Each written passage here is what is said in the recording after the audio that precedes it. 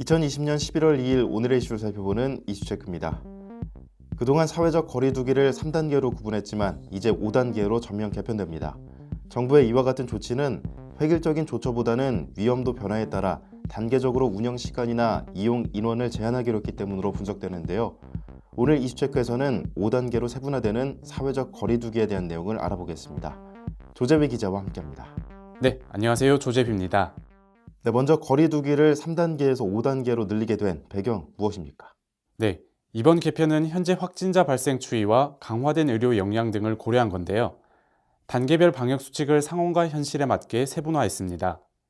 현행 거리 두기는 코로나19 대응 초기 상황을 반영한 것이어서 지금의 현실과 잘 맞지 않는다는 지적이 제기돼 왔기 때문입니다. 네, 이렇게 개편된 거리 두기는 언제부터 적용되는 거죠? 네, 이번 개편의 핵심은 세분화와 권역별 대응입니다. 새 거리두기 단계는 오는 7일부터 적용되는데요. 방역 수칙은 수도권, 충청, 호남, 경북, 경남, 강원, 제주 7개 권역별로 차등 적용됩니다. 네, 이렇게 개편된 거리 두기에 대해 국민들이 잘 알아둬야 될 것 같은데 5단계로 세분화된 거리 두기 자세하게 설명해 주시죠. 네, 신규 확진자 발생 기준으로 단계를 보면 수도권 100명, 비수도권 30명 미만 시 1단계, 수도권 100명 이상, 비수도권 30명 이상 시 1.5단계, 1.5단계의 배 이상 증가, 2개 이상 권역 유행 지속, 전국 300명 초과 중 1개 충족 시 2단계, 전국 400에서 500명 이상 또는 더블링 등 급격한 환자 증가 시 2.5단계, 전국 800에서 1000명 이상 또는 더블링 등 급격한 환자 증가 시 3단계를 각각 적용하게 됩니다.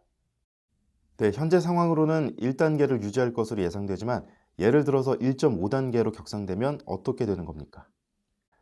1단계에서는 마스크 쓰기 등 핵심 방역 수칙을 지키면서 일상생활과 함께 사회 경제적 활동을 할 수 있지만 1.5단계로 격상되면 클럽 등 중점 관리시설 9정의 이용 인원이 면적 4제곱미터당 1명으로 제한되고 PC방 등 14종의 일반 관리시설에서도 인원 제한, 좌석 간 거리 두기 등의 조치가 적용되는 등 방역이 강화됩니다. 네, 상황에 따라 각 시설마다 조치가 달라지는 것 같은데 맞습니까? 네, 그렇습니다. 거리두기 단계별로 각 시설의 방역 조치는 달라지는데요.